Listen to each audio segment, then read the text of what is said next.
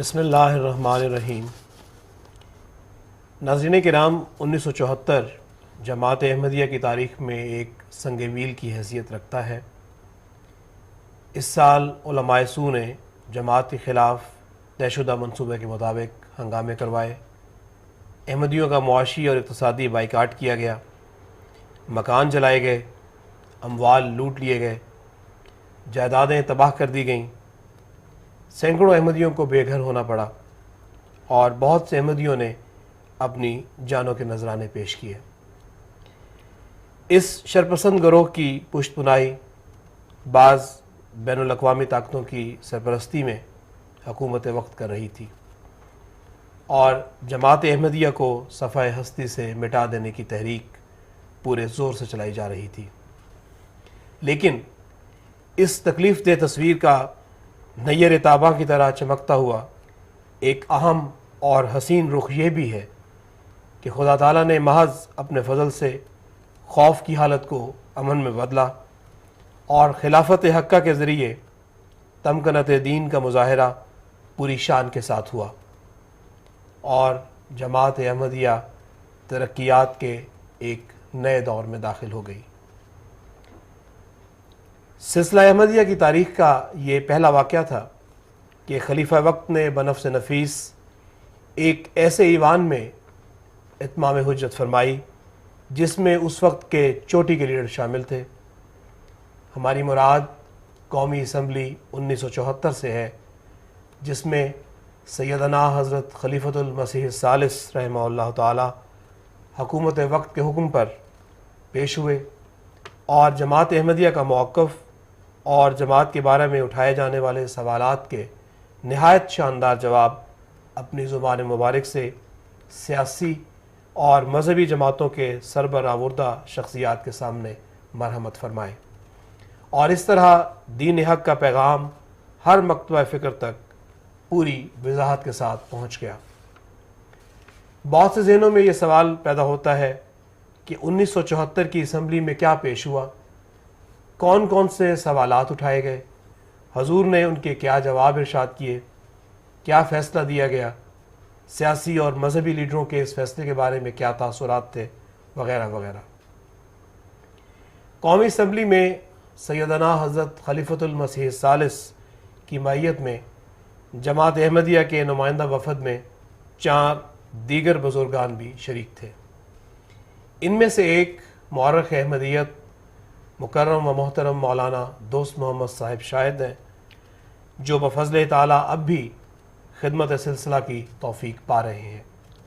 آپ کی شخصیت کسی تعارف کی محتاج نہیں، آپ اس دوران مسلسل اسمبلی میں موجود رہے اور نوٹس وغیرہ لیتے رہے۔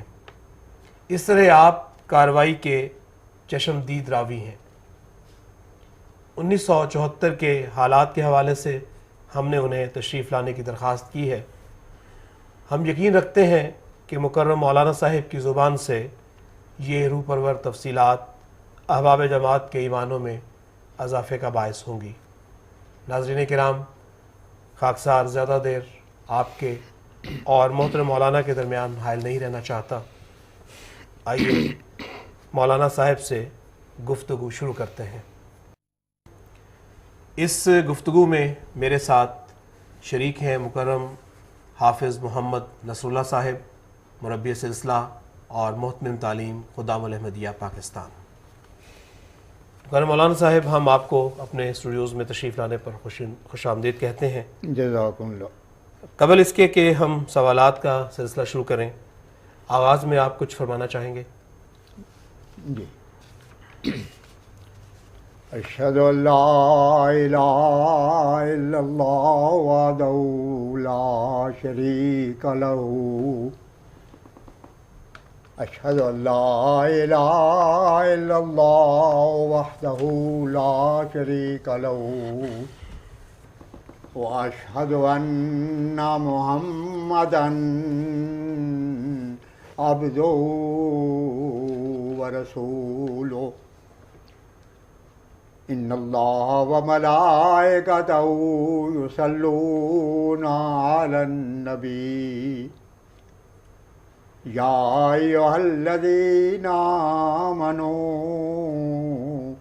صلوا علیہ وسلموا تسلیما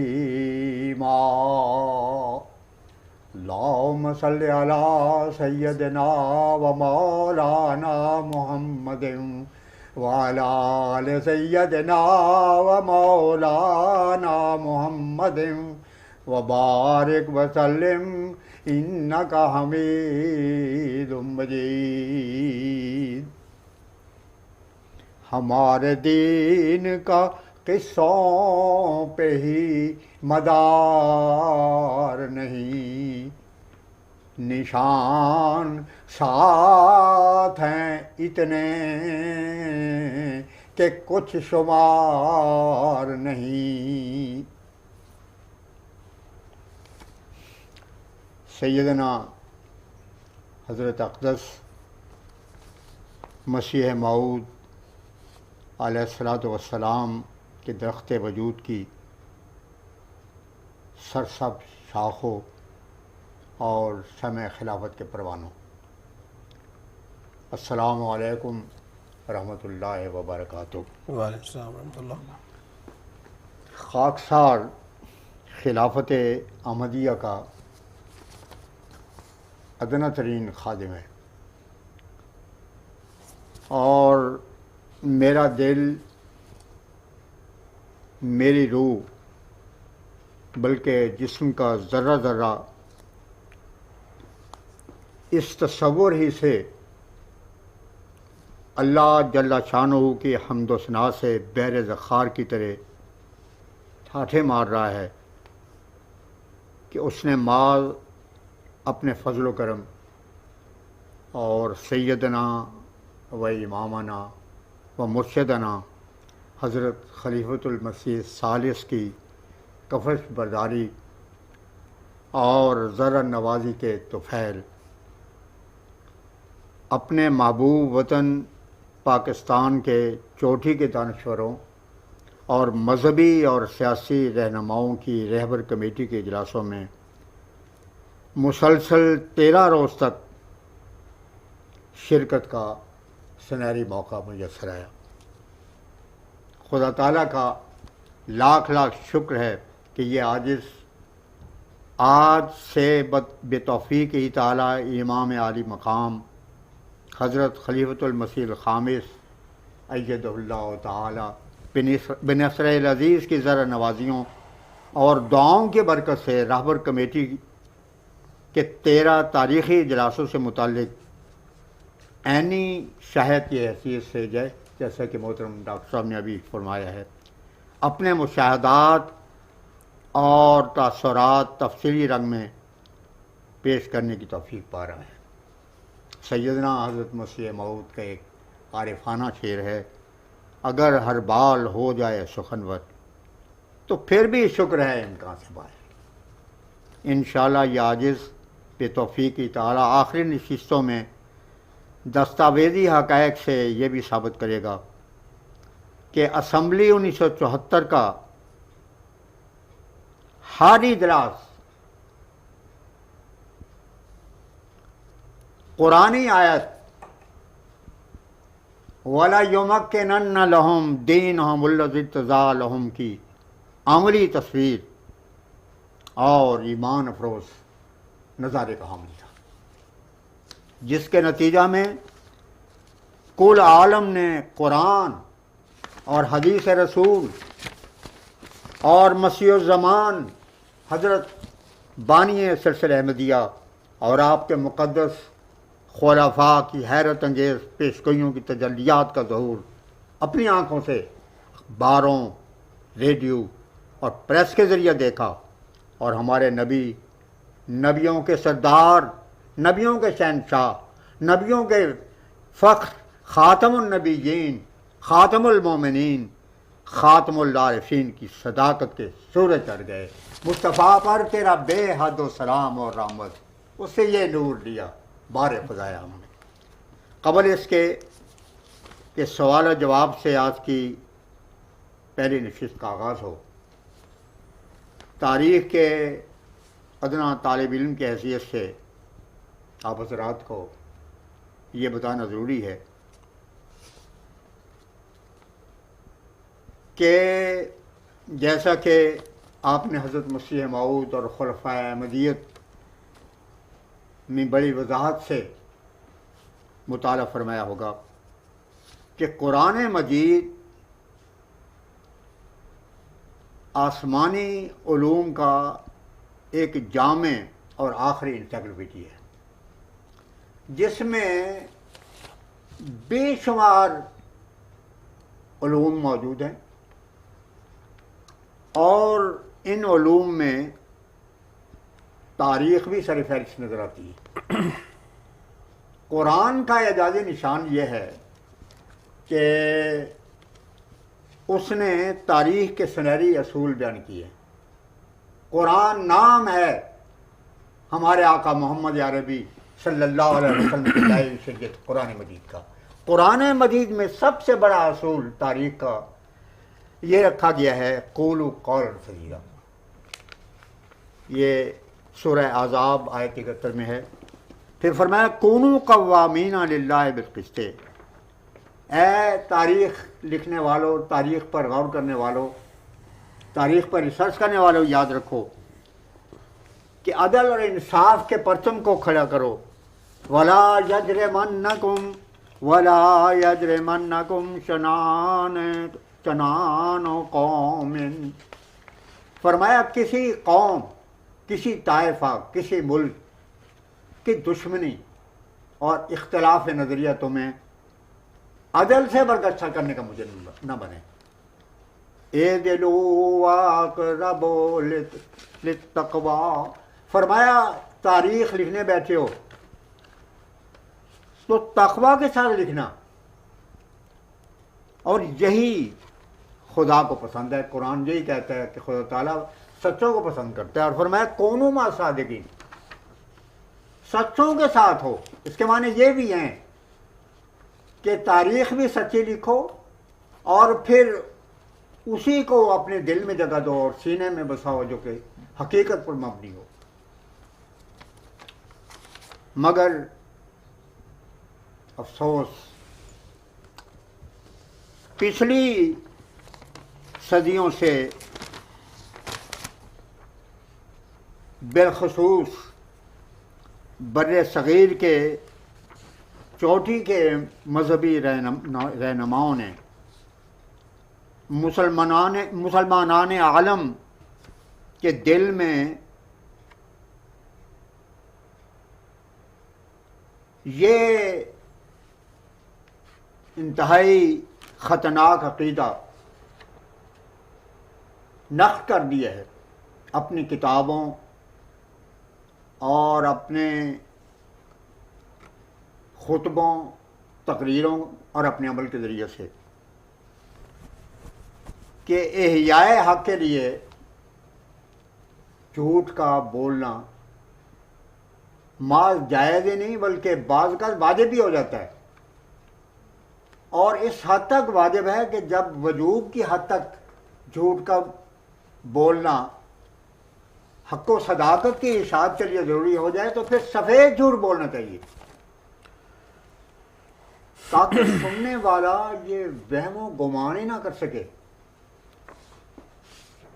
کہ اتنا بڑا جھوٹ بھی ممبر و محراب کے وارث کی زبان سے بولا جا سکتا ہے۔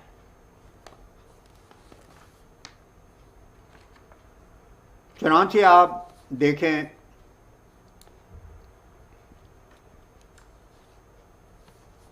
دیوبند کے مشہور عالم مذہبی رہنما رشید احمد صاحب گنگوئی، جن کا مقام اور جلالت مرتبت اس حد تک ہے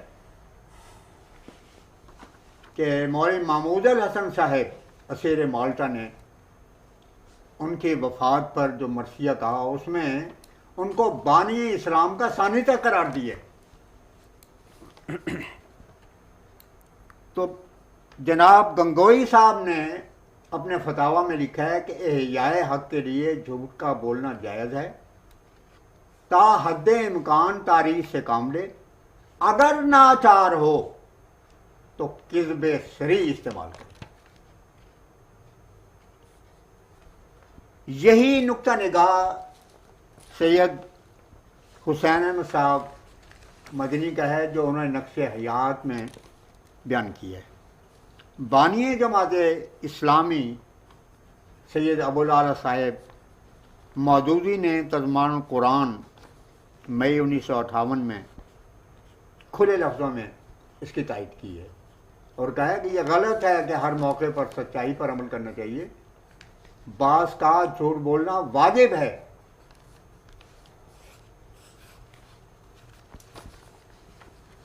جناب سید عطا اللہ شاہ صاحب بخاری، جنہیں ان کے معتقدین شہنشاہ خطابت سے معصوم کرتے ہیں، ان کی شخصیت کسی تعارف کے محتاج نہیں، لیکن ضمناً ایک دلچسپ بات میں 2-1 منٹ کے بعد اس معروضات کو ختم کروں گا تاکہ ہم آگے بڑھ سکیں۔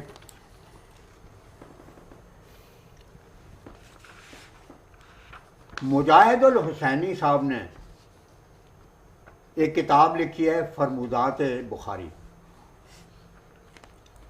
اس میں انہوں نے شاہ جی کی ایک تقریر کا حوالہ دی ہے۔ لکھتے ہیں کہ شاہ جی نے ایک دفعہ اپنے تقریر کے دوران کہا، یہ بتانے کے لیے کہ مجھے میری شریعت کہنے والے دراصل ذہنی طور پر کیا تصور رکھتے ہیں۔ تو شاہ جی نے کہا کہ یار لوگوں نے، یونی کے الفاظ ہیں، یار لوگوں نے شریعت کو نہ ماننے کے لیے میرا نام میری شریعت رکھ دی ہے۔ یہ فرمودات بخاری کتاب میں ہے۔ شاہ جی نے ایک دفعہ یہ بیان دیا اور یہ بیان ان کے مشہور عقیدت مند شورش صاحب مدیر چٹان نے ان کے سوانح عمری میں بیان کیا ہے۔ شاہ جی نے یہ کہا کہ آج دنیا میں سب سے زیادہ جھوٹ اخبارات بول رہے ہیں، اور یہ جھوٹ اس کثرت کے ساتھ بولا جا رہا ہے۔ صاف طور پر اشارہ ہے کہ وہ بیرون دنیا میں تو گئے نہیں، بر صغیری کا ذکر ہے۔ کہتے ہیں کہ اتنا جھوٹ بولا جا رہا ہے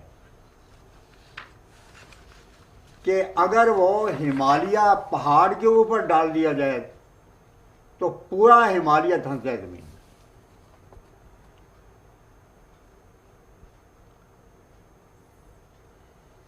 یہ میری ابتدائی عرضداشت تھی، اور اس عرضداشت کے ساتھ میں آپ سے دعا کا بھی طلبگار ہوں۔ ہم تہی دس تیرے در پہ چلے آئے ہیں، لطف سے اپنے عطا کر ید بیضا ہم کو۔ سب سے پہلے تو اس حوالے سے ہم یہ پوچھنا چاہیں گے کہ 1974 میں پاکستان کی قومی اسمبلی میں جماعت احمدیہ کے حوالے سے جو قرارداد پیش ہوئی، اس کا پس منظر کیا ہے؟ ہمارا اس میں کہنے کا مقصد یہ ہے کہ کیا وہ فوری کچھ ایسے عوامل پیدا ہو گئے تھے کہ جن کی وجہ سے یہ قرارداد پیش کرنا پڑی، یا اس کے پیچھے کوئی بہت لمبی بیک گراؤنڈ ہے؟ حق یہی ہے کہ بظاہر آج تک دوسرے حلقے دنیا کو یہی باور کراتے ہیں کہ ایک سانحہ روا میں ہوا جس میں قادیانیوں نے دوسرے مسلمان طلباء جو نستر کالج کے تھے ان کی زبانیں کاٹ دیں، ان کو مارا پیٹا، اور بڑی خونچ چکاں حکایات پیش کر کے کہا جاتا ہے کہ اس کے نتیجے میں پاکستان اور عالم اسلام کو خیال آیا کہ یہ تو ان کو غیر مسلم قرار دیا جانا چاہیے. لیکن صاف بات ہے، جیسے کہ میں آئندہ چل کے بیان کروں گا، حضور کی خدمت میں بھی یہ بات ہوئی، یہ ضرب خفیف کا ایک واقعہ تھا، اور کسی ایک مسلک کے طالب علم دوسرے طالب علموں کے مارنے کے واقعات نہیں. اس پاکستان میں تو قتل و غارت کے روزانہ واقعات ہو رہے ہیں، ہر جگہ ہو رہے ہیں، ہر سوسائٹی میں ہو رہے ہیں، ہر شہر میں ہو رہے ہیں. تو اس کے نتیجے میں کسی کو مسلم غیر مسلم قرار دینے کا ایسا ہی بات ہے کہ جس سے کہا جائے کہ چونکہ چاول سفید ہیں لہذا زمین گول ہے. اس کا کوئی تعلق نہیں تھا. زیادہ سے زیادہ یہ بات تھی کہ معاملہ جو تھا وہ عدالت میں دیا جاتا، اور چنانچہ سمدانی عدالت نے پیش کیا، اور انہوں نے صاف طور پر کہا کہ واقعات سے ثابت ہے کہ یہ سارا قصہ مارنے کا یہ سوائے ضرب خفیف کی کوئی بات نہیں تھی، بلکہ یہ جو کمشنر تھے گجرانوالے کے فیصل آباد کے اندر اس موقع پر جب کہ ڈسٹر کالج کے اسٹوڈنٹ فیصل آباد میں پہنچے اور اسٹیج علماء نے مولوی تاج محمود صاحب کے زیر نگرانی پہلے سے تیار کیا ہوا تھا، تو کہتے ہیں کہ اس وقت صرف سرخی لگائی ہوئی تھی بعض نے دکھانے کے لیے کہ یہ خون ہے، اور حقیقتاً کوئی بات بھی نہیں تھی سوائے اس کے کوئی زبانی کلامی کوئی بات ہوئی ہو تو باور یہ دنیا کو کرایا جاتا ہے. مگر اختصار کے ساتھ میں عرض کروں گا کیونکہ تفصیلات آگے آ رہی ہیں، اور اس پر میں اللہ تعالیٰ کے فضل سے مقالہ مکمل کر چکا ہوں، قریباً 300-350 صفحات کا ہے. خلاصہ اس کا میں یہ عرض کرنا چاہتا ہوں کہ جماعت احمدیہ کے خلاف بین الاقوامی ایجیٹیشن اور مخالفت کا محاذ حقیقتاً حضرت مسیح موعود علیہ السلام کے زمانے سے شروع ہوا، اور سب سے پہلا کفر کا فتویٰ مولوی محمد حسین صاحب بٹالوی نے لگایا. لیکن وہ آغاز تھا، اور اس وقت یہی سمجھا جاتا تھا، اور اس وقت کے علماء جن میں مولوی کرم الدین صاحب بھی تھے، اور اس کے علاوہ ایک مولوی محمد غازی صاحب، انہوں نے یہ لکھا کہ بات یہ ہے کہ مرزا صاحب نے اصل و خیر کے نام سے اشتہار دیا ہے کہ ہم دونوں فریق صلح کر لیں، کہ کم از کم اپنے عقیدے پر ضرور قائم رہیں، لیکن اسلام کے مطابق اخلاقی اقدار کو پامال نہ ہونے دیں. یہ حضرت مسیح پاک علیہ السلام نے قادیان سے اشتہار دیا. یہ 1900 کی بات ہے. تو غازی صاحب نے ایک کتاب شائع کی، راولپنڈی میں وہ چھپی موجود ہے. انہوں نے کہا کہ مرزا صاحب مسالت کی بات کرتے ہیں، یہ تو اپنے وقت کے ابو جہل ہے معاذ اللہ، اور آج نہیں تو چند دنوں تک یہ ختم ہو جائیں گے. ہمیں کوئی ایسے گھبرانے کی بات نہیں ہے. اور مسالت کا جہاں تک تعلق ہے، ایک ہی صورت ہے مسالت کی کہ مرزا صاحب اپنی کتابوں کو جلا دیں، نظر آتش کر دیں، اور حضرت پیر میری شاہ صاحب کے ہاتھ پر بیعت کر لیں. تو ان کا خیال یہی تھا کہ یہ مخالفت تو ہم کر رہے ہیں مگر یہ جلدی ختم ہو جائے گا قصہ. آگے میں بتاؤں گا کہ گورنمنٹ نے کس طرح علماء کی پشپنائی کی، اور علماء نے اس وقت کیا کچھ کردار ادا کیا. تفصیل سے آگے آئے گا انشاءاللہ تعالیٰ.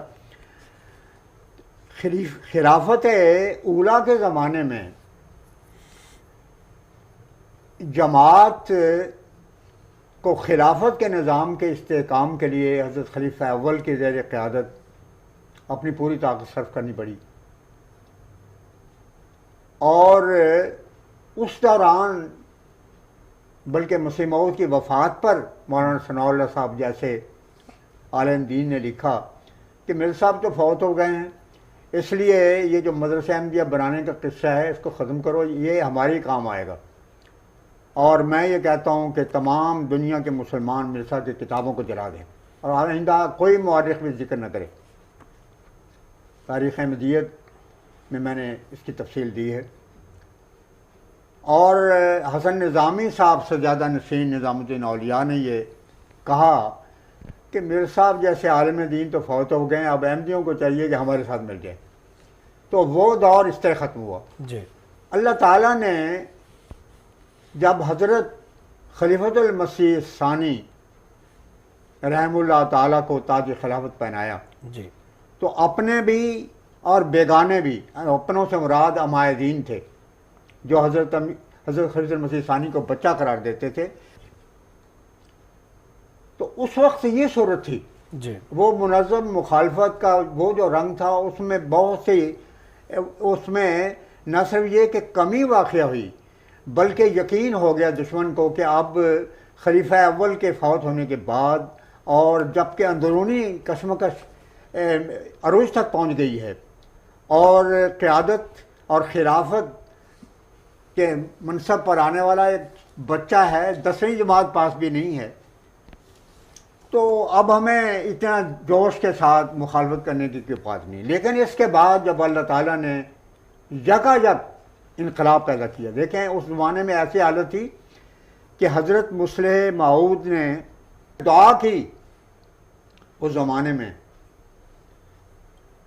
کہ الہی میں تو اکیلا رہ گیا ہوں. اور ایک شعر حضور کا اس زمانے کا یہ ہے کہ اور اپنے فضل سے میرے ہم سفر پیدا. کتنا درد ہے، کتنا سوز ہے. جی. کر اپنے فضل سے میرے ہم سفر پیدا، کہ اس دیار میں یا رب غریب ہوں میں. سب چھوڑ کے چلے گئے. اب اس بچے کی یہ صورت ہے. اللہ حضور نے جب اشتہار دیا اس میں فرمایا کہ میں بچہ صحیح، مگر یہ بچہ عرش کے خدا کے ہاتھ میں ہے. کوئی نہیں جو خلافت کا مقابلہ کر سکے. طوفان اٹھیں گے، خدا ان کے رخ کو بدل دے گا. پہاڑوں جیسے مصائب بھی ہوں گے تو خدا ان کو پاس پاس کر دے گا. یہ پہلا اختیار تھا. کجا وہ زمانہ کے شروع میں کہتے تھے 10ویں صدی ہیں، پھر چند مہینوں کے بعد کہنے لگے کہ 90ویں صدی مرزا محمود کی بیعت کرنے والوں میں شامل ہو. صورت یہ تھی کہ پہلا جلسہ سالانہ خلافت ثانیہ کا جو ہوا ہے، جی. میرے پاس وہ ریکارڈ موجود ہے. افسر جلسہ سالانہ نے، جو کہ اس وقت بیت المال کے افسر تھے، ان کی رسید موجود ہے کہ جلسہ سالانہ کے لیے ہمارے پاس کوئی رقم نہیں، ہم نے حضرت مرزا محمود احمد صاحب خلیفۃ المسیح ثانی سے 500 روپے ادھارے لیے. یہ صورتحال. اس کے بعد یک دنیا بدلی اور خدا کے فضل سے دھوم مچ گئی حضرت خلیفۃ المسیح ثانی کی، اور شدی کی تحریک میں ہر قلعہ پاس پاس کر دیا مصلح موعود کے وفادار سپاہیوں اور جرنیلوں نے. اور پھر جس وقت کہ سائمن کمیشن آیا، اس وقت کی تحریک میں بھی حضرت مصلح موعود نے مسلمانوں کی رہنمائی فرمائی. قائد اعظم کا جو مسلک تھا وہی حضور کا مسلک تھا کہ مسلمانوں کے حق میں جو بھی صورتحال ہے اس کے مطابق ہمیں حکومت سے کوآپریشن کرنا چاہیے، اور ہر وہ کوشش کرنی چاہیے کہ جس سے یہ خدشات ختم ہو جائیں کہ انگریز کے چلے جانے کے بعد مسلمان ہندو کا غلام بن جائے گا. قائد اعظم اسی کوشش میں تھے، اور یہی حضرت مصلح موعود کے ابتدا سے نظریہ تھا. تو آپ کی خدمت میں یہ عرض کرنا چاہتا ہوں کہ ایک طرف جب شدی کی تحریک میں ناکامی ہوئی، حالانکہ اس زمانے کی تاریخ پڑھیں، شدی کی تحریک دراصل ریفلیکشن تھا غدر کے زمانے کا. غدر کی ساری پلاننگ ہندوؤں نے بنائی تھی. ہندو مہاراجے اس کے پیچھے کار فرما تھے. مقصد یہ تھا، اور مسلمانوں کو چند مولویوں کو پیسے دیے ان کا، اور یہ تاریخ ہندوستان میں موجود ہے، اور اسی طرح دوسرے ڈاکومنٹس میں بھی موجود ہے کہ اشتہار جو اس موقع پر دلی کی شاہی مسجد کے پھاٹک میں لگایا گیا مسلمان علماء سے دستخط لے کے، یہ ہندوؤں کی کارستانی تھی، کیونکہ مسلمانوں کے پاس تو حکومت ہی نہیں تھی۔ بہادر شاہ ظفر کی حکمرانی زیادہ سے زیادہ لال قلعے کے اندر تھی، باہر تمام ہندوستان پر مراٹھوں اور دوسرے ہندوؤں کی حکمرانی جاری تھی۔ تو ان کا خیال یہ تھا کہ موجودہ وقت میں اگر ہم انگریزوں کو ختم کر دیں تو ہم دلی نہیں پورے ہندوستان پر قابض ہو سکتے ہیں، مگر ساتھ ہی خطرہ یہ تھا کہ اگر یہ جو بغاوت ہے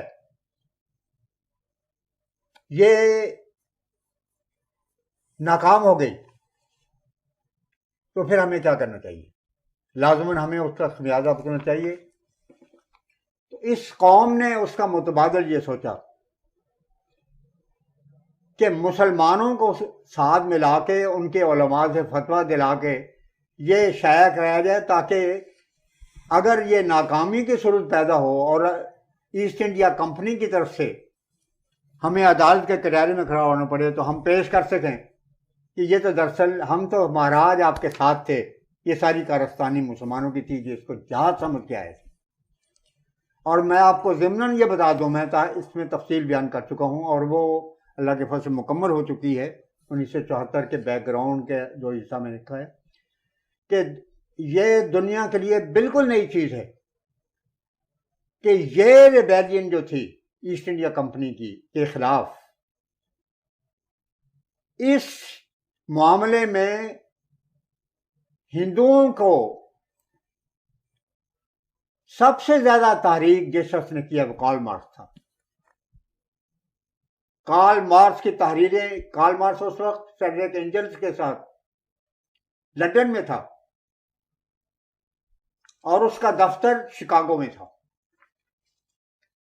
اور کمیونسٹ جو ٹیررسٹ تھے ان کے ساتھ ہندوؤں کا تعلق تھا، جو بعد میں مولانا ابوالکلام آزاد نے خود اپنے سوانح عمری میں لکھا ہے کہ 1905 میں میرا تعلق بھی ان کے ساتھ قائم ہوا اور میں نے بنگال میں سب سے پہلے کانگریس کے ساتھ مل کے تاریخ اٹھائی۔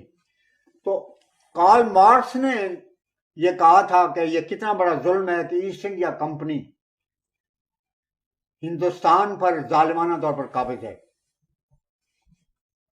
اور مسلمانوں کی تو کوئی حیثیت نہیں ہے، وہ تو اقلیت میں ہیں اور ان پڑھ ہیں، معاشی لحاظ سے ان کی کوئی حیثیت نہیں، مگر وہاں پر بڑے بلند پایا فاضل موجود ہیں، لیڈر ہیں ہندوؤں کے، اکثریت ہندوؤں کے، میجورٹی ان کی ہے، مگر ہندوؤں پر ظالمانہ طور پر ایسٹ انڈیا کمپنی نے قبضہ کر لیا ہے۔ اس اشتعال کے نتیجے میں یہ ساری قصے ہوئے، ورنہ بعض ہندو اپنے طور پر ایسٹ انڈیا کمپنی کے خلاف بغاوت کا بلند نہیں کر سکتے تھے۔ تو بہرحال میں یہ اشارتاً بتا رہا ہوں کہ اس کے بعد ایجیٹیشن ہوئی، تحریک خلافت اٹھی اور سارا مقصد یہ تھا کہ کس طرح انگریز کو نکال دیا جائے اور ایسی صورت میں نکالا جائے کہ انگریز کے چلے جانے کے بعد براہ راست اقتدار جو ہے وہ ہندو کے ہاتھ میں آ جائے۔ اس کے راستے میں سب سے بڑی روک مسلمانوں کے سیاسی طبقوں میں حضرت قائد اعظم تھے اور مذہبی دنیا میں اس وقت حضرت مسلم موعود کا وجود تھا۔ یہاں تک دلی کے اخباروں نے تیز نے لکھا کہ ہمیں اب پتہ چلا ہے کہ ہماری سب سے بڑی مخالف جماعت جو کہ آصف شاہ پہاڑ کی طرح ہے وہ جماعت احمدیہ ہے، جب تک ہم اس کو ختم نہ کریں ہم اپنا سوراج قائم نہیں کر سکتے۔ چنانچہ آپ حیران ہوں گے 1929 میں پنڈت جواہر لال نہرو جو کہ کانگریس کے بائیں بازو کے اس وقت لیڈر تھے اور فرانس کی انٹرنیشنل کانفرنس نے ان کو بطور ڈیلیگیٹ کے بلایا تھا، وہ اپنے باپ کے ساتھ فرانس کی انٹرنیشنل کمیونسٹ پارٹی کے اجلاس میں شامل ہوئے، پھر اسٹالن سے ملے، اپنی سوانح عمری میں اس کا ذکر نہیں کیا انہوں نے، مگر دوسرے ذرائع سے صاف پتہ چلتا ہے وہاں پہنچے ایک جشن تھا اس میں شامل ہوئے, ملاقات ہوئی, اور اس کے بعد کیا کچھ ہوا وہ سوچنے والی بات ہے, جہاں سے بنیاد شروع ہوتی ہے. جماعت کے خلاف مخالفت جب کی. ہاں بالکل, جب بمبے میں پہنچے, اس وقت تو ہوائی جہاز نہیں تھے, جی تو بمبے میں پہنچے تو سب سے پہلی کانفرنس جو انہوں نے کی اس میں یہ کہا کہ میں اس نتیجے پر پہنچا ہوں کہ جب تک جماعت احمدیہ کو کرش نہ کیا جائے ہم اپنا سوراج قائم نہیں کر سکتے. یہ بات اسی زمانے میں حضرت مسلم موعود کی خدمت میں سید محمود نے, جو جنرل سیکرٹری تھے آل انڈیا کانگریس کے, جی. حضرت مسلم موعود کو بتائی, اور حضرت مسلم موعود نے اپنے خطبہ جمعہ میں جو الفجر میں شائع ہو چکا ہے, تاریخ میں بھی میں نے تفصیل دی ہے, جی اس موقع پر حضور نے بتایا کہ مجھے سید محمود صاحب نے یہ بات بتا دی ہے, اور میں کانگریس کو بتانا چاہتا ہوں کہ آپ کی تمام سازشوں کا مجھے علم ہے اللہ تعالیٰ کے فضل سے. اب آپ دیکھیں کہ ادھر یہاں پہنچے ہیں, یہ 29 میں نہیں آئے, بلکہ یہ میں اس میں بیان کرتا ہوں, یہ صاحب ہے میں قلم کا 28 کہنا رہی ہے مجھے. جی جی ٹھیک. یہ جو کانفرنس ہوئی ہے فرانس کی اور اسٹالن سے ملاقات, یہ 1928 کی بات ہے. صحیح. اگلے سال 31 دسمبر 1929 میں کانگریس کے پلیٹ فارم پر, جیسا کہ اس کے پہلے صدر مولوی حبیب الرحمان صاحب نے اپنی کتاب اپنے ان کی سوانح عمری میں جو ان کے بیٹے نے لکھی, عزیز الرحمان صاحب نے, رئیس الارار کے نام سے. جی شورش صاحب نے اپنی کتاب میں سید طارق شاہ صاحب بخاری کے تذکرے میں کھلے لفظوں میں یہ بات کہی ہے, اور کہا ہے کہ یہ ساری پلاننگ مولانا آزاد کی تھی. ان کے کہنے پر مدرسے آرار اسلام قائم ہوئی ہے کانگریس کے پلیٹ فارم سے, کانگریس کے پلیٹ فارم پر. جی اور مولانا ابوالکلام آزاد کا مسئلہ کیا تھا, ان کی کتاب جو کہ ان کی وفات کے بعد شائع ہوئی, انڈیا ونس فریڈم, جس کے کئی انگریزی ایڈیشن چھپ چکے ہیں, ترجمہ بھی مولانا رئیس جعفری کا ہے, آزادی ہند کے نام سے شاید. ہاں بالکل, جی یہاں بھی چھپا ہے, ہندوستان میں کئی ایڈیشن کے چھپ چکے ہیں. اس میں انہوں نے یہ فرمایا تھا کہ میں پاکستان کا لفظ کسی ملک کے لیے جائز نہیں سمجھتا. یہ اسلام کے خلاف ہے کہ ایک ملک کا نام پاکستان رکھا جائے, کیونکہ اسلام اس تقسیم کو جائز نہیں قرار دیتا کہ کسی زمین کو ناپاک کہا جائے اور کسی کو پاک قرار دیا جائے. یہ ٹوٹلی میں اس سے ڈیفر کرتا ہوں. ہاں میں یہ ضرور چاہتا ہوں کہ یہودی بہت بے بس ہیں, بہت بڑی تعداد ہے, انٹیلیجنٹ لوگ ہیں, ان کے کوئی حکومت نہیں. مسلمانوں کی جو بے شمار حکومتیں ہیں, کسی نئی حکومت کی کیا ضرورت ہے ان کو. اس بے بس قوم کے لیے ایک ہوم لینڈ ضرور ہونا چاہیے. یعنی یہودیوں کے لیے تو ان کے دل میں یہ تھی بات, یہ بات تھی, اور پاکستان کے بھی یہ نظریہ تھا جس میں وہ ڈٹے رہے آخر وقت تک, اور یہی وہ عملی پروگرام تھا جس کے لیے سر درد کی بازی ساری عمر میں لگائی ہے مجلس آرار اسلام نے, اور آج تک وہی کام جو ہے وہ جاری ہے. اس کے بعد پھر 1934 میں مجلس آرار نے جلسہ کیا قادیان میں, اور اس میں جماعت احمدیہ کو غیر مسلم اقلیت قرار دیے جانے کی قرارداد پاس کی, اور قرارداد پیش کرنے والے وہ علماء تھے جو کانگریسی تھے اور دیوبندی تھے. عجیب بات ہے. یہ اس وجہ سے کیا گیا کہ 1900 انتہائی کوشش تھی کانگریس کی کہ راؤنڈ ٹیبل کانفرنس مسلمانوں کے متعلق کوئی فیصلہ نہ کرے, کیونکہ خود نہرو صاحب نے کہا ہے کہ اپنے میری کہانی جو ان کے لکھی ہے, وہ کہتے ہیں کہ ہم نے بائیکاٹ کی. ایک تو بائیکاٹ کیا پہلے سیشن میں, ایک میں گاندھی صاحب گئے اور انہوں نے بات کرنے سے انکار کر دیا, اور تیسرے میں ایسی صورت ہوئی کہ قائد اعظم نے فیصلہ کر لیا کہ میں اب ہندوستان واپس نہیں جاؤں گا, کیونکہ کانگریس کو ماننے کے لیے تیار بھی نہیں, کوئی بات نہیں مسلمانوں کو متعلق مانتی. جہاں تک قصہ تھا کیوں نہیں مانتی تھی، پنڈت نہرو نے یہ اس میں لکھا ہے اپنی میری کہانی میں کہ ہم اس لیے نہیں گئے تھے کہ مسلمانوں اور دوسری اقلیتوں کے حقوق کے متعلق وہاں پر کوئی ایکٹ تیار کریں یا کوئی فیصلہ کریں یا مفاہمت کریں، کیونکہ یہ کام برطانوی گورنمنٹ کا نہیں تھا، یہ کانگریس کا کام ہے، انگریزوں کا اتنا ہی کام ہے کہ وہ جلدی سے جلدی ہمیں مکمل طور پر یہاں سے نکل جائیں اور اس کے بعد پورا اقتدار کانگریس کو، جو کہ اس وقت واحد جمہوری پارٹی ہے، اکثریت کی پارٹی ہے، اس کو منتقل کر دیں۔ یہ فیصلہ ہم نے کرنا ہے، یہ انگریز کا کام نہیں ہے۔ اب جس وقت اس مخالفت کے باوجود 1935 کا ایکٹ نافذ ہونے لگا، جس میں کہ مسلمانوں کو بہت سی مراحت ملی، اللہ تعالیٰ جزائے خیر دے حضرت چودھری محمد ظفر اللہ خان صاحب کو، آغا خان کو، حضرت قائد اعظم کو، جنہوں نے سر دھڑ کی بازی لگا دی، مگر دیوبندی بھی، علماء بھی، آراری بھی، کانگریس بھی، یہ یہی شور مچاتے رہے کہ یہ ایک ناکام ہے، یہ کوئی حق نہیں ہے انگلستان کے سیاستدانوں کو کہ وہ مسلمانوں کے متعلق کوئی بات کریں۔ یہ باتیں تو جمہوری لحاظ سے اور بحیثیت پالیٹیشین کے لحاظ سے اس کا تعلق تو صرف کانگریس کے ساتھ ہے۔ اب میں آخر میں صرف یہ عرض کرنا چاہتا ہوں کہ چونکہ اگلے سال 1935 میں یہ نافذ ہونے والا تھا، جی، جو لیڈرشپ تھی کانگریس کی، اس نے سوچا کہ اگر یہ صورت ہے، چونکہ اس وقت کی تاریخ بتاتی ہے اور میں نے ثابت کیا ہے کہ بعض اوقات حضور نے اپنے خطبے میں دیا اور اس کے ہمارے اللہ تعالیٰ کے فضل سے دستاویزی ثبوت موجود ہیں کہ بعض اوقات دلی میں مسلم لیگ کو اپنے جلسے کے لیے فنڈ بھی نہیں موجود تھے اور قادیان سے جاتے تھے، اور جماعت عملی طور پر سب سے زیادہ کام کرنے والی جماعت احمدیہ تھی۔ جی، اسی وجہ سے قائد اعظم 1933 میں جب تشریف لائے ہیں، اپنے دی فیوچر آف انڈیا کا لیکچر آپ نے دیا ہے، اور جماعت احمدیہ کے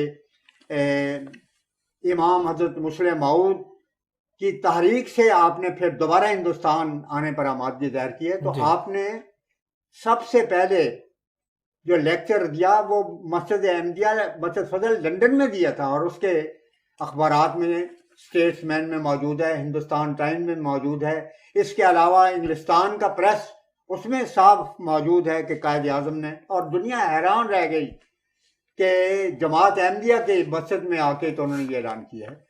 تو یہ صورتحال تھی۔ اس وقت کانگریس نے یہی سوچا کہ اگر مسلمانوں کو حقوق بھی حاصل ہو جائیں تو ان کا ایسا آپریشن کیا جائے کہ جو فعال طبقہ ہے جماعت احمدیہ اس کو علیحدہ کر دیا جائے۔ تو یہ مخالفت کی بنیاد تھی۔ اس بنیاد کے بعد جب 47 میں آر تحریک کی مخالفتوں کے باوجود اور ان کے آل انڈیا کانگریس اور ان کے جو ساتھی تھے ان کی کوششوں کے باوجود اللہ تعالیٰ کے فضل سے جماعت احمدیہ اور قائد اعظم، جماعت احمدیہ جو بیسیت جماعت کے واحد جماعت ہے جس نے قائد اعظم کے دوش بدوش تحریک آزادی ہند میں اور جہاد پاکستان میں حصہ لیا ہے، لیکن یہ پہلے سے انڈر گراؤنڈ فیصلے ہوئے، اور برطانیہ، ماؤنٹ بیٹن، پنڈت نہرو، ان کا فیصلہ یہ تھا کہ فی الحال پاکستان بنانے دیا جائے مگر لگڑا پاکستان ہو، اور ایسی صورت ہو کہ چند سال کے اندر اندر خود پاکستان کے رہنے والے ان کو جھکنا پڑے اور پھر درخواست کرنی پڑے کہ ہم ہندوستان میں شامل ہوتے ہیں۔ درست، اس موقع پر آپ یہ نقطہ یاد رکھیں، آپ یہ انکشاف ہندوستان کے چوٹی کے ایڈیٹر دیوان سنگھ مفتون نے اپنے اخبار ریاست میں کیا کہ پاکستانیوں کو معلوم نہیں ہے۔ قائد اعظم کی وفات کے اگلے سال آر کا چوٹی کا ایک وفد نہرو سے ملنے کے لیے دلی میں پہنچا، اور اس نے کہا کہ پاکستان کے رہنے والے اب اس جے پر پہنچے ہیں کہ ہم نے بہت غلطی کی ہے پاکستان بنانے کے معاملے میں، تو ہم آئے ہیں، آپ ہماری مدد کریں، ہر لحاظ سے ہم دوبارہ پاکستان کو ہندوستان میں شامل کریں گے۔ تو یہ بیک گراؤنڈ ہے جس کے بعد 53 کی تاریخ ختم پاکستان اٹھی، اور اس کے بعد پھر 74 تک کا معاملہ۔ تو آپ صاحب آپ نے جو بھی فرمایا اس میں ایک تو آپ نے اس پوری بیک گراؤنڈ بیان کی کہ کس طرح مسلمانوں کی خدمت کرنے کی پاداش جو ہے اس سے یہ سارا منصوبہ چل رہا تھا، اور یہ جو آخری نقطہ پہنچا 1974 میں، اس کی بنیادیں پاکستان بننے سے بھی بہت پہلے رکھی جا چکی تھی۔ اب جیسے کہ ہم 1974 کے واقعات میں داخل ہو رہے ہیں، آپ نے پس منظر بیان فرمایا، لیکن اس سے پہلے کہ ہم اس سوال و جواب میں چلیں، ایک اور سوال عموماً یہ کہا جاتا ہے کہ 1974 کی بھٹو حکومت نے قومی اسمبلی کی کارروائی کی اشاعت پر پابندی لگائی تھی، کیا ایسی پابندی تھی؟ حق یہ ہے کہ خود بھٹو حکومت کی طرف سے سرکولر کی شکل میں یہ رویداد شائع کی گئی، جی صحیح. اور سینٹ کے ممبروں اور اسمبلی کے ممبروں کو باقاعدہ بجاتی تھی۔ پابندی صرف یہ تھی کہ احمدیوں کو پتہ نہ لگے، جس طرح یہ پابندی تھی کہ جو ہم وہاں پر رویداد پیش کر رہے ہیں نہ وہ پریس میں جائے نہ اس کو ریکارڈ کریں۔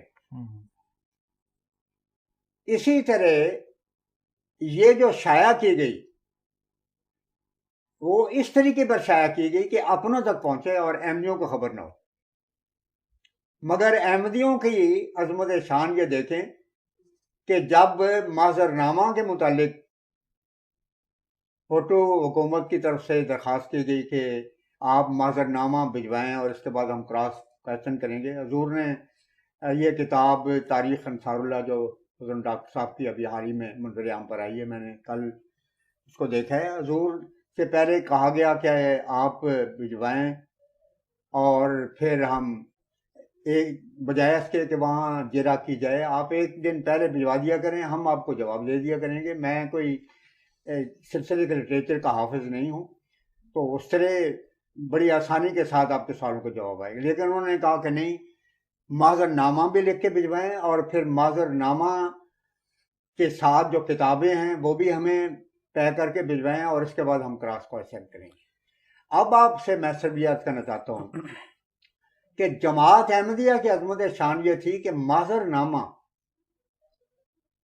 حکومت کے کہنے پر لکھا گیا اور اس کو شائع کیا گیا، اور شائع کرنے کے بعد حضرت خلیفۃ المسیح ثالث کے ارشاد کے مطابق وہ معذر نامہ جماعت احمدیہ نے سوائے سینٹ کے ممبروں اور سوائے اسمبلی کے ممبروں کے کسی کو نہیں دیا، اور سارے کے سارے حتیٰ کہ ہم لوگ جو ڈیلیگیشن میں شامل تھے ان کو بھی نہیں دیا گیا۔ حضور کے پاس تھا، ہمارے پاس بھی نہیں تھا۔ مایا کہ بھٹو حکومت کی طرف سے کوئی ایسی اس میں وہ پابندی نہیں لگائی گئی تھی، بلکہ خود وہ سرکولر جو ہیں میں یہ بتا رہا تھا، ٹھیک ہے، وہ تو ایک ضمنی بات آ گئی، وہ یہ کہ سرکولر جو ہیں وہ بھی ہاں، جزاک اللہ۔ تو چونکہ ایک ہجوم ہے دماغ کے اوپر ان خیالات کا، اور میری آنکھیں تو اب بھی وہ سارے منظر کو اپنے سامنے دیکھ رہی ہیں اور دل پر نقش ہیں وہ، بلکہ میرے لیے تو وہ سرمایہ حیات بھی ہیں۔ تو سرپرست تو خود حکومت نے شائع کر رہے تھے، جی، مگر چاہتے یہ تھے کہ یہ شائع شدہ چیز عوام، کہتے یہ تھے کہ عوامی فیصلہ ہے، مگر عوام سے بھی بتا کے رکھتے تھے تاکہ عوام احمدی نہ ہو جائے یہ۔ اور اس سلسلے میں میں یہ بتانا چاہتا ہوں کہ یہ جو پابندی کا جہاں تک تعلق ہے، یہ اس وقت سے پتہ نہیں کس وجہ سے اس کو ایک وحی ربانی سمجھتے ہوئے لوگوں میں پھیلا دیا گیا ایک سازش کے تحت کہ حکومت نے پابندی لگ گئی۔ یہ حکومت تو خود روزانہ اس کو شائع کر رہی تھی، ہے جی، اور لڑ رہی تھی کہ کہیں کسی کو پتہ نہ چل جائے۔ آخری دن آپ کا جو سوال ہے میں اس بارے میں عرض کرنا چاہتا ہوں. آخری دن رات کے وقت جب حضور نے میں بتاؤں گا روزاد میں انشاءاللہ تعالی، جب آخری دن سوالات ختم ہوئے یا بختیار صاحب جو کہ was the attorney general the government of پٹو گورنمنٹ، انہوں نے کہا کہ مرزا صاحب میرے سوالات تو ختم ہو چکے ہیں، اب آپ کچھ فرمائیں. جو حضور نے فرمایا وہ میں اپنے وقت پہ بیان کروں گا. جب حضور اٹھ کے جانے لگے میں بالکل ساتھ تھا، کھڑا ہوا، حضور تشریف لائے اور ان کو بھی الوداعی سلام کہا. اس موقع پر میاں صاحبزادہ فاروق علی صاحب جو کہ ہوا اسپیکر ان دیز ڈیز، جو اسپیکر بھی تھے مگر کمیٹی جو بنی تھی وہ دراصل پورے ہاؤس کو ایک کمیٹی میں کنورٹ کر دیا گیا تھا. تو اس کمیٹی کے چیئرمین بھی وہی تھے. تو چیئرمین صاحب نے یہ حساب سے درخواست کی کہ جب تک ہم یہ روزات شائع نہ کریں، آپ خود بھی پبلک میں اس کے واقعات کو بیان نہ کریں. اس میں ہرگز کوئی یہ نہیں کہا گیا کہ کوئی اور دوسرا شخص بھی بیان نہ کرے، کیونکہ حضور لیڈر تھے لاکھوں شہدائیوں کے. اس واسطے ان کی طرف سے یہی درخواست تھی، ان حضور ہی سے تھی کہ آپ اس کو ڈسکلوز نہ کریں. یہی وجہ ہے کہ حضور نے مجھے اجازت دی. میں نے کراچی میں اور بہت سارے مقامات میں حضور کی خدمت، حضور کے ارشاد کے مطابق میں گیا اور باتیں اس وقت کی، اب تک کئی دوست موجود ہوں گے کراچی کی جس میں نے انہی دنوں یہ باتیں بتائی تھی. تو یہ کوئی بات نہیں تھی، یہ حضور سے یہ بات کہی گئی تھی اور حضور نے اس کا اہتمام کیا. حضور نے کبھی تفصیل نہیں بتائی، مگر یہ پہلے دن جو بات کی آپ حیران ہوں گے، وہ ایک ہی بات تھی. جب پہلا جمعہ آیا ہے تو سارا خطبہ ایک دوسرے علمی اور روحانی موضوع پر تھا. یعنی یہ فیصلے کے بعد 7 ستمبر کے فیصلے کے بعد 7 ستمبر کے فیصلے کے بعد جی حضور نے جو سب سے پہلا خطبہ ارشاد فرمایا ہے، اس خطبے میں پورے خطبے میں اشارتاً و کنایتاً حضور نے کوئی بات نہیں کی. اور جب خطبہ ثانیہ حضور نے دیا تو اس دوران میں حضور نے فرمایا کہ مجھے فیصلے کے متعلق ساری دنیا کے احمدیوں کی طرف سے تبصرہ کرنے کے لیے کہا گیا ہے. میرے کان میں اب تک خدا کے اس شعر کے الفاظ یہ گونج رہے ہیں. حضور نے کہا نو کمنٹس، میں کوئی کمنٹس نہیں کروں گا. اور پھر فرمایا کہ جس نے لنڈے بازار سے ایمان خریدا ہے اس کو تو فکر ہو سکتی ہے، مگر جس نے اسلام اور ایمان عرض کے خدا سے خریدا ہے اس کو کوئی غم کرنے کی ضرورت نہیں. اس وقت میرے دل و دماغ پر حضرت مسلم موعود کا یہ شعر آ گیا، عشق خدا کی میں سے برا جام لائے ہیں ہم مصطفیٰ کے ہاتھ پر سلام لائے.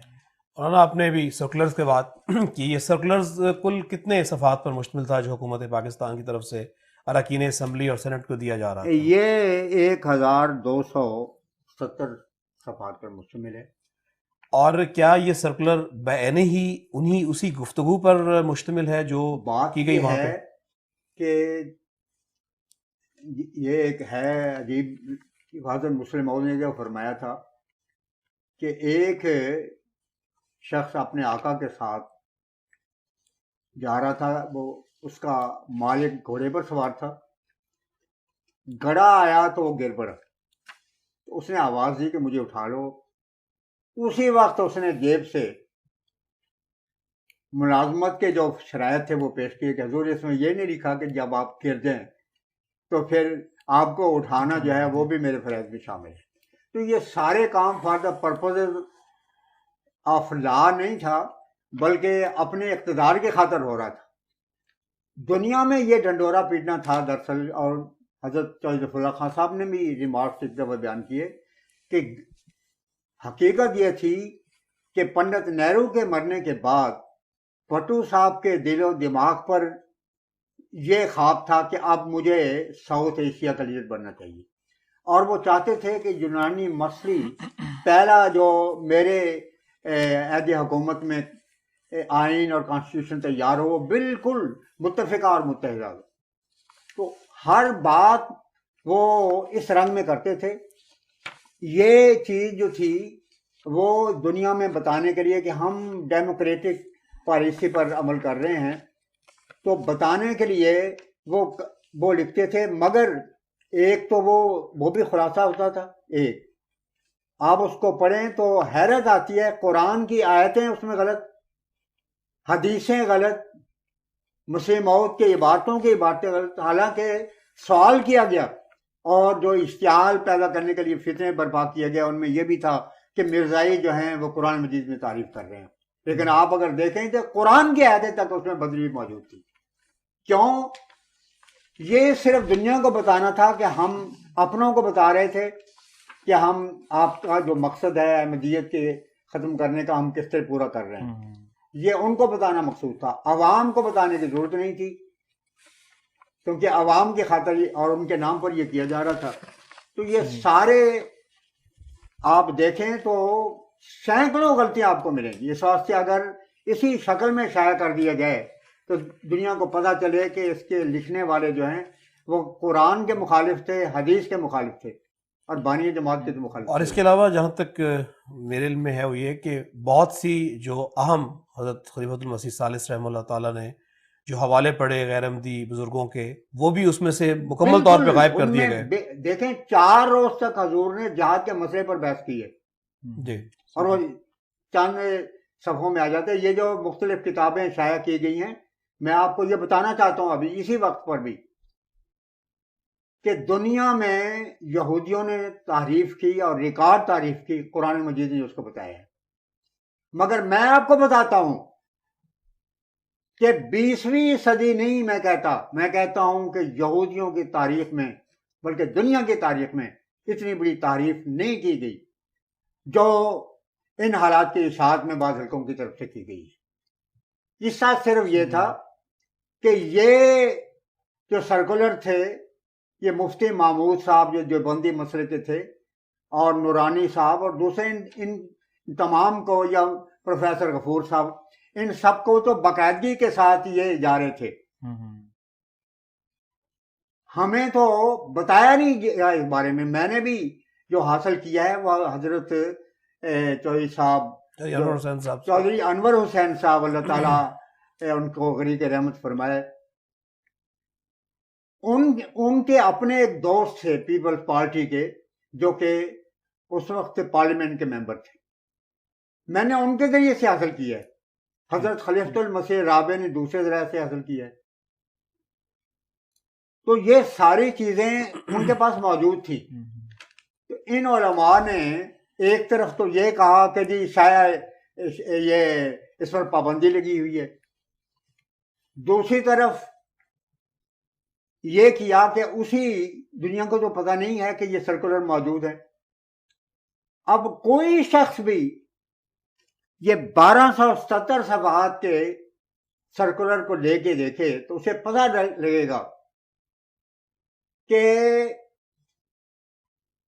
4 گھنٹے کی بحث یا 4 دنوں کی بحث کو ان حضرات نے اس خلاصے میں سے خلاصہ کر کے 2 سطریں اس میں شامل کر دی، اور پھر اپنے مطلب کا اضافہ کر دیا ہے۔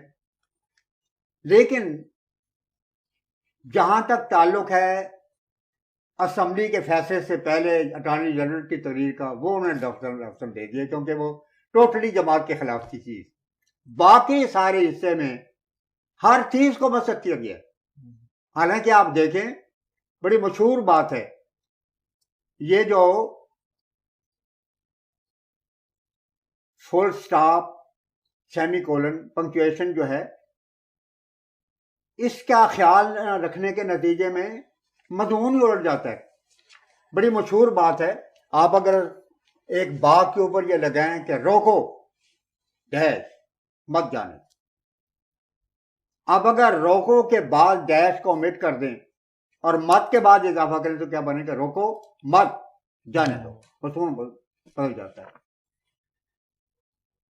تو یہ تحریر تو ایسی چیز ہے، پنکچویشن میں سے سیمی کولن، فل سٹاپ، کسی کو بدلنے سے مضمون ہی بدل جاتا ہے. اور یہاں تو یہ ہے کہ جو لکھا گیا وہ خلاصہ تھا، لکھنے والے قرآن سے ناواقف تھے، لکھنے والے حدیث سے ناواقف تھے، لکھنے والے مسیح موعود کے کلام سے ناواقف تھے، عربی عبارتیں کہاں جانتے تھے، قرآن کہاں جانتے تھے. یہ تو صرف اپنے اقتدار کو طول دینے کے لیے اور بتانے کے لیے کہ ہم نے تو جمہوریت کا رستہ اختیار کیا ہے، ہم ہیں جو کہ چیمپئن ہیں جمہوریت کی. یہ سارا قصہ تھا. بلکہ ان سرکولرز میں میری نظر سے ایسا بھی گزرا کہ جہاں بعض جگہ عربی عبارت نہیں لکھی جا سکتی تھی چونکہ وہ ناول تھے، تو آگے انہوں نے لکھ دیا آگے عربی عبارت، اصل حوالہ مکمل طور پہ اس کو omit کر دیا گیا. اول تو پتہ چلے گا یہ انتہائی ناقص خلاصہ ہے جس میں قرآن کو بدل دیا گیا، محمد صلی اللہ علیہ وسلم کی حدیث کو بدل دیا گیا. ایسا ایک گستاخ لوگ تھے یہ جنہوں نے یہ مرتب کیا. تو اس صورتحال میں جب آپ اس کو لے کے تو جن لوگوں نے شائع کیا کہ جی ہم نے یہ اسمبلی کا نچوڑ نکالا ہے، وہ اس میں رد و بدل کر کے اضافے کر کے کچھ بڑھا بھی لیتے ہیں زیب داستان کے لیے، کو بہت بڑھایا اور جو اصل حقیقت تھی ان کو بالکل ختم کر دیا اور دنیا کو یہ بتایا کہ دیکھیں مرزائیوں کے جو لیڈر تھے انہوں نے اسمبلی میں جو کیس پیش کیا اس میں وہ ناکام ہو گئے. تو مطلب اس صورتحال میں حیرت آتی ہے جی کس کماش کے انسان ہے. اور افسوس کی بات یہ ہے کہ یہ سب کچھ ختم نبوت کے تحفظ کے لیے کیا گیا. انا للہ و انا الیہ راجعون. اس صورتحال میں جبکہ سرکلرز کی صورت میں حکومت نے خود بھی شائع کیا اور سرکلرز میں بھی اس طرح تحریف کی کہ جیسے آپ بیان فرما رہے ہیں، اور دوسری طرف حکومت کا یہ دعویٰ تھا کہ عوامی حکومت ہے، عوامی فیصلہ ہے جو ہم نے کیا ہے، اس وقت 90 سالہ مسئلہ حل کیا ہے، تو کیا درست صورتحال کو چھپنا چاہیے؟ آپ کی اس عوامی فیصلے کو عوام کے سامنے آنا چاہیے؟ بات یہ ہے کہ یہ بالکل اخلاقی طور پر یہ واجب ہے کہ جو فیصلہ عوام کے خاطر کیا گیا ہے وہ عوام کے سامنے آنا چاہیے، اور جس بنا پر کیا گیا ہے اس کو بھی واضح ہونا چاہیے. مصیبت اب یہ بنی ہے، حضرت مسیح موعود علیہ السلام نے ایک جگہ لکھا ہے کہ جو صحیح معنوں میں منصف ہو اس کا فرض ہے کہ جو گواہ ہیں ان کے بھی بیانات کو بلزرے رکھے، مدعی کے بیانات بھی اسی کے الفاظ میں آنے چاہیے اس کے سامنے، مدعا علیہ کے بھی، پھر کراس کوشچن ہو، پھر جو صفائی کے گواہ ہیں وہ صفائی کا وکیل ہے جو کچھ کہہ رہا ہے، پھر لکھنے کے بعد تنقیحات قائم کرنے کے بعد پھر آپ نے فیصلے میں لکھے کہ فلاں فلاں امور فلاں نے بیان کیے، یہ حقائق کے مطابق ہیں، اور فلاں چیزیں اس کے متضاد ہیں، وہ حقائق کے خلاف ہیں، اس لحاظ سے میں یہ فیصلہ کرتا ہوں. تب جا کے فیصلہ ہوتا ہے. دنیا میں آج تک یہ کبھی بھی نہیں ہوا کہ کسی کے دیوانے مقدمے کے فیصلے میں کسی جج نے صرف اتنا فیصلہ کیا ہو کہ میں اس کو اتنے ہزار جرمانے کی سزا دیتا ہوں یا قید کی سزا دیتا ہوں. باقاعدہ وہ تنقیحات قائم کر کے صفائی کے گواہ، ملزم کے بیانات، سب چیزوں کو لے کے ان کو پیش نظر رکھے، تلخیص کر کے پھر اپنے نقطہ نگاہ کو واضح کر کے کہتے ہیں کہ میں اس نتیجے پر پہنچا ہوں کہ یہ شخص ملزم ہے اور اس الزام کے لحاظ سے فلاں سیکشن کے لحاظ سے، دیوانی قانون کے لحاظ سے اس کو قید ہونی چاہیے یا یہ ہے کہ اس کو یہ سزا ملنی چاہیے. مگر عجیب بات یہ ہے کہ جو فیصلہ کیا گیا اس میں کوئی بنیاد ہی نہیں ہے. اس میں یہ لکھا ہی نہیں گیا کہ ہم اس نتیجے پر کیوں پہنچے ہیں، اور فیصلہ سنا دیا گیا. یہ دنیا میں سکہ شاہی کے زمانے میں بھی کبھی نہیں ہوا. اور سب سے بڑی مصیبت یہ ہوئی کہ جن عوام کے لیے، جن کے عوام کے نام پر کیا گیا ہے، ان عوام کو اس وقت بھی معروم رکھا گیا اور آج بھی معروم رکھا گیا. تو میں سمجھتا ہوں کہ حق اور انصاف کا تقاضا ہے. ہم تو چاہتے ہیں کہ دنیا کے سامنے چیز ہے. ہماری تو اب بھی خواہش ہے کہ وہ شائع کرنے کی بجائے جس طرح کہ میں اس وقت MTA کے ذریعے سے آپ حضرات سے مخاطب ہوں، ساری دنیا وہ ہمیں دے دے، ہم MTA پر اس کو نشر کر دیں گے، کیونکہ اب زمانہ پڑھنے کا اتنا نہیں رہ گیا، سننے کا زمانہ زیادہ ہے.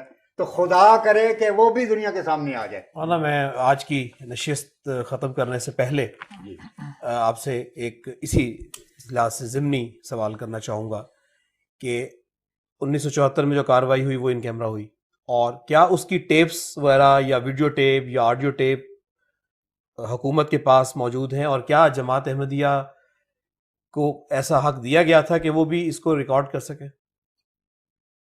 جماعت احمدیہ کو ہر حق سے محروم کیا گیا. جی. میرے پاس یہ کاپیاں موجود ہیں.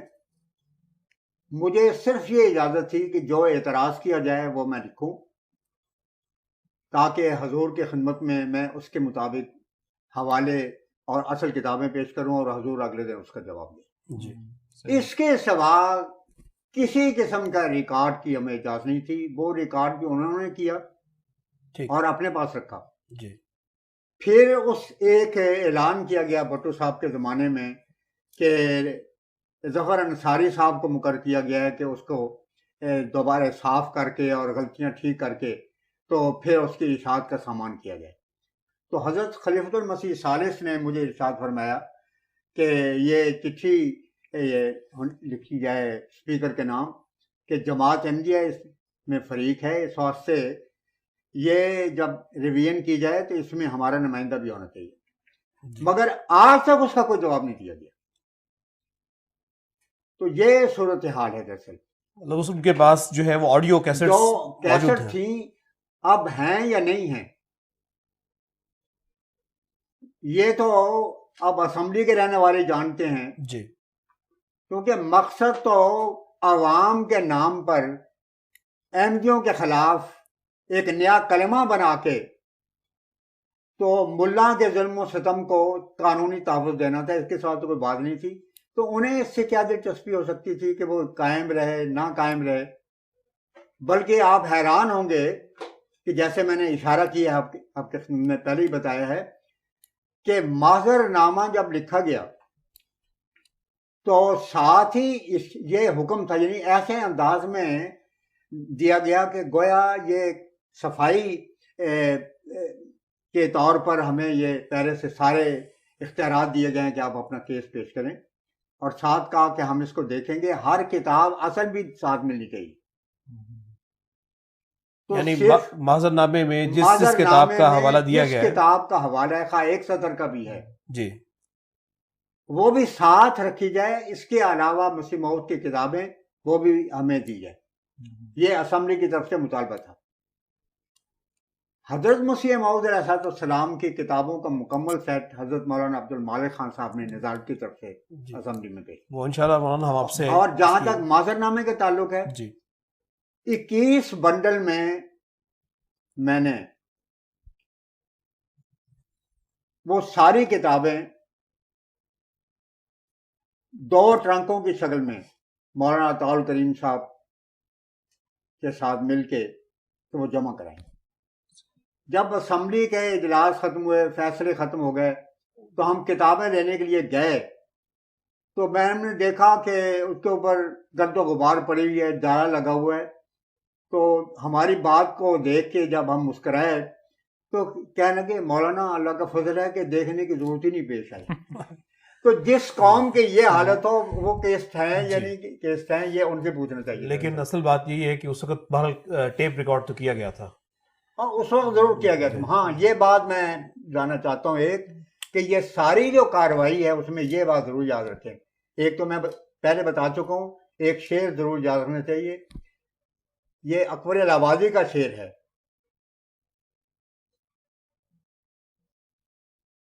بنے ہیں اہل ہوس مدعی بھی منصف بھی، بنے ہیں اہل ہوس مدعی بھی منصف بھی، کسے وکیل کریں کس سے کس سے منصفی چاہیں. تو وکیل بھی خود تھے، فتنہ بھی برپا کرنے والے تھے، وکالت بھی کرنے والے تھے، جی انصاف بھی کرنے والے تھے.